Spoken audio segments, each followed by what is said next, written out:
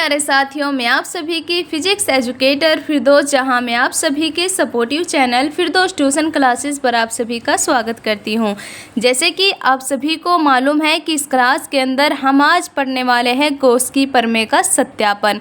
प्यारे साथियों, आपकी जानकारी के लिए मैं बता देती हूं कि जो ये गॉस की प्रमेय का सत्यापन है, ये एक ऐसी डेरिवेशन है जो हमारे बोर्ड एग्जाम में 3 नंबर में सीधी सीधी पूछ ली जाती है।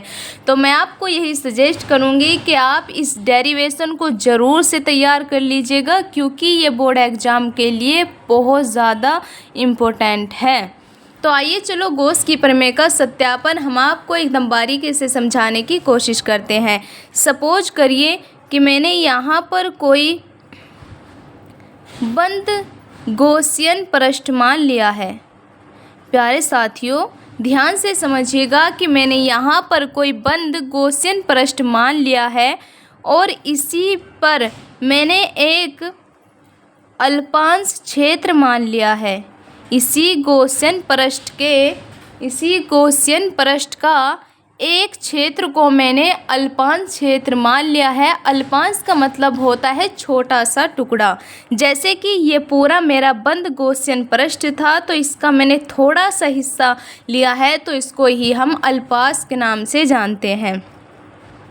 तो अब यहाँ से एक लाइन इधर की ओर आ जाएगी और एक लाइन इधर की ओर आ जाएगी। फाइनली जो ये हमारा बंद गॉसियन पृष्ठ था, इसका जो मध्य बिंदु है उसको मैं O मान लेती हूँ और इस पर मैं पॉजिटिव चार्ज रख देती हूँ। समझ में आया? एक बार फिर से बता देती हूँ कि मैंने यहाँ पर कोई बंद गॉसियन पृष्ठ मान लिया है और इसी बंद गॉसियन पृष्ठ के एक क्षेत्र को, यानी कि छोटे से हिस्से को मैंने अल्पांश क्षेत्र मान लिया है और इस बंद गॉसियन पृष्ठ के मध्य बिंदु O पर मैंने पॉजिटिव चार्ज रख दिया है और इस पॉजिटिव चार्ज से स्मॉल r दूरी पर एक बिंदु P है जिस पर हमें विद्युत फ्लक्स निकालना है। तो जो हमारा ये मध्य बिंदु O है, इस पर जो मैंने पॉजिटिव चार्ज रखा है, पॉजिटिव चार्ज के कारण वैद्युत बल रेखाओं की जो दिशा होती है वो दूर की ओर होती है। तो इसी प्रकार से यहाँ पर भी जो हमारा ये पॉजिटिव चार्ज है, तो इससे स्मॉल r दूरी पर एक बिंदु P माना है। तो इस बिंदु P पर जो हमारी वैद्युत क्षेत्र की तीव्रता होगी वो दूर की ओर होगी, यानी कि E वेक्टर की जो दिशा होगी, वैद्युत क्षेत्र की जो तीव्रता होगी वो हमारे पॉजिटिव चार्ज के कारण दूर की ओर होगी, बाहर की ओर होगी। इसी प्रकार से जो ये मैंने संपूर्ण बंद गॉसियन पृष्ठ माना है, जो इसका क्षेत्रफल है वो है हमारा A, और जो मैंने इस बंद गॉसियन पृष्ठ का एक छोटा सा हिस्सा जिसको मैंने अल्पांश माना है, तो इसका जो क्षेत्रफल है वो है हमारा DA। मैंने इसलिए माना है क्योंकि पूरे का जो क्षेत्रफल है वो है हमारा A और इसका जो छोटा सा हिस्सा है उसको माना है मैंने DA, यानी अल्पांश को हम DA से प्रदर्शित करते हैं। और जो हमारा क्षेत्रफल सदिश होगा वो ठीक लंबवत बाहर की ओर होगा, यानी कि DA वेक्टर। और DA वेक्टर और वैद्युत क्षेत्र की तीव्रता, यानी कि DA वेक्टर और E वेक्टर के बीच का जो कोण होगा प्यारे साथियों, वो होगा हमारा थीटा। समझ में आया? आई होप आपको जो ये चित्र है वो अच्छे से आपको समझ में आ गया होगा, लेकिन एक बार फिर से आपको मैं समझा देती हूँ। सपोज करिए कि मैंने यहाँ पर कोई बंद गॉसियन पृष्ठ माना है और इसी बंद गॉसियन पृष्ठ का मैंने एक छोटा सा हिस्से को अल्पांश मान लिया है और इस बंद गॉसियन पृष्ठ के मध्य बिंदु O पर मैंने पॉजिटिव चार्ज रखा है और इसी पॉजिटिव चार्ज से स्मॉल r दूरी पर एक बिंदु P है जिस पर वैद्युत क्षेत्र की जो दिशा होगी वो बाहर की ओर होगी और इसी क्षेत्रफल जो सदिश होगा वो ठीक इस अल्पांश से लंबवत बाहर की ओर होगा और DA वेक्टर और E वेक्टर के जो बीच का कोण है प्यारे साथियों वो हो जाएगा हमारा थीटा। अब आप ध्यान से देखिएगा कि इस बंद गॉसियन पृष्ठ के केंद्र पर भी हमारा एक कोण यहाँ पर बन रहा है। इस कोण को हम घनकोण के नाम से जानते हैं। घनकोण को हम डी ओमेगा से प्रदर्शित करते हैं। जो ये यहाँ पर हमारा डब्लू दिखाई दे रहा है, इसको हम फिजिक्स में ओमेगा के नाम से जानते हैं। तो चलिए अब मैं इसको आगे आपको अच्छे से समझाने की कोशिश करती हूँ। जितना जितना मैंने आपको यहाँ पर समझाया है वही मैं इसकी थ्योरी यहाँ पर लिख देती हूँ। ज़्यादा थ्योरी ज़रूरी नहीं है, जो मेन थ्योरी मैं इसकी यहाँ पर लिख कर के आपको बता देती हूँ, वो एग्ज़ाम के लिए काफ़ी है। तो चलो आइए, हम जो मैंने बिल्कुल यहाँ पर आपको समझाया है वही मैं यहाँ पर आपको थ्योरी में लिख कर के बताऊँगी। माना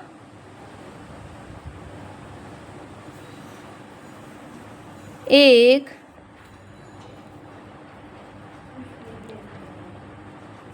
बंद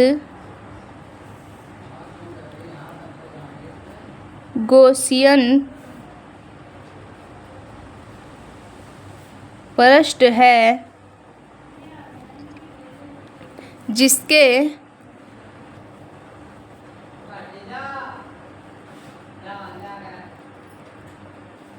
मध्य बिंदु O पर प्लस Q आवेश रखा है तथा इससे स्मॉल r दूरी पर एक बिंदु P है। अगर आप इतना भी लिख कर के आ जाते हैं तो ये आपके लिए काफ़ी है। तो चलो अब हम इसको आगे अच्छे से समझाते हैं। आप यहाँ पर देखिए कि जो हमारा ये डी वेक्टर है और जो हमारा ई वेक्टर है, इनके बीच का जो कोण है वो हमारा थीटा है। तो सेम वही मैं यहाँ पर लिखूँगी कि E vector dot D vector के बीच का कोण थीटा है, तब वैद्युत फ्लक्स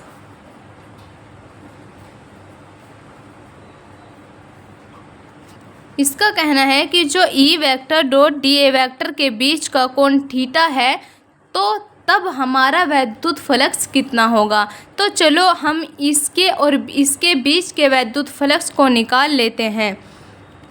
देखिए यहाँ पर लिख देती हूँ, जो हमारा वैद्युत फ्लक्स होता है उसको हम फाई ई के नाम से जानते हैं। और आप यहाँ पर ध्यान दीजिए कि केवल मैं यहाँ पर अल्पांश का वैद्युत फ्लक्स निकाल रही हूँ, तो अल्पांश को हम डी ए के नाम से जानते हैं। तो जब मैं थोड़े से का यहाँ पर वैद्युत फ्लक्स निकाल रही हूँ तो यहाँ पर भी मैं डी लगा देती हूँ, क्योंकि जब मैंने यहाँ पर डी वेक्टर लिया है तो यहाँ पर भी हम थोड़ा सा ही वैद्युत फ्लक्स निकालेंगे, यानी कि डी फाई ई बराबर के E vector dot D A vector. अब हम इसको आगे सोल्व करते हैं तो हमारा निकल कर के आता है डी फाई ई बराबर के E D A cos theta. इसको हम समीकरण 1 मान लेते हैं। अब आपको पता है जो हमारी वैद्युत क्षेत्र की तीव्रता होती है, जो इसका मान होता है वो क्या होता है। मैंने पिछली क्लासेस में भी आपको अच्छे तरीके से इसको समझा रखा है कि जो हमारी वैद्युत क्षेत्र की तीव्रता का सूत्र किस प्रकार से निकल करके आता है, लेकिन मैं आपको यहाँ पर भी बता देती हूँ ताकि आपको कोई प्रॉब्लम ना हो। तो जो हमारा ई का मान होता है प्यारे साथियों, वो होता है हमारा ई बराबर के 1/4 एप्सिलॉन नोट क्यू बटे आर स्क्वायर। तो अब हम इसको जो ई का मान है इस समीकरण नंबर 1 में ई के स्थान पर रख देंगे, इसके आगे फिर सोल्व करेंगे। चलो तो हम इसके ई के मान को इस समीकरण नंबर 1 में ई के स्थान पर रख देते हैं। अब आगे ऐसे ही सोल्व होगा।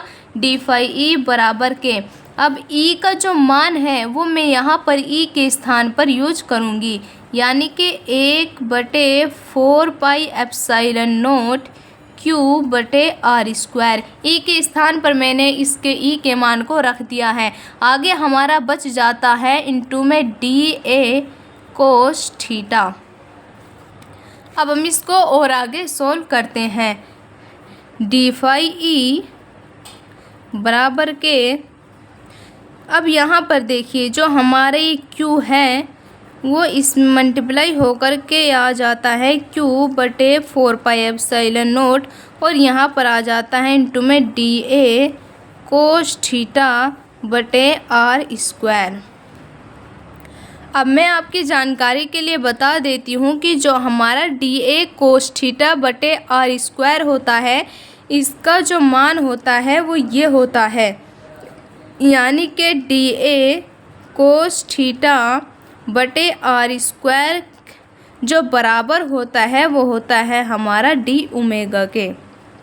समझ में आया? जो हमारा यहाँ पर डी ए कोस थीटा बटे आर स्क्वायर दिया गया है, जो निकल कर के यहाँ पर आया है, तो उसका जो मान होता है वो होता है हमारा डी ओमेगा। तो इसके स्थान पर मैं डी ओमेगा को रख दूँगी। चलो तो यहाँ पर हम रखते हैं डी फाई ई बराबर के क्यू बटे 4 pi epsilon not into D omega.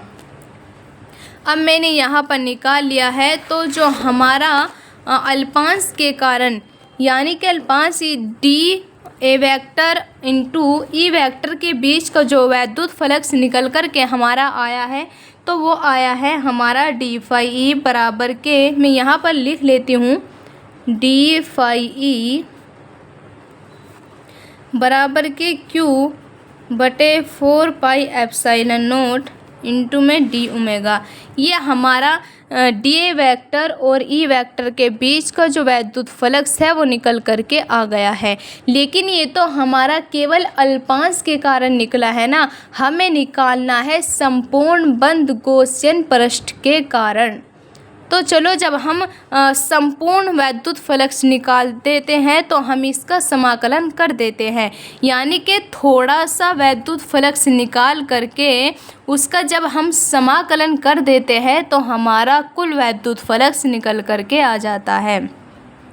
तो चलो हम जो हमारा ये थोड़ा सा वैद्युत फ्लक्स निकल कर के आया है इसका हम अब समाकलन कर देते हैं, तो हमारा कुल वैद्युत फ्लक्स हमें प्राप्त हो जाएगा।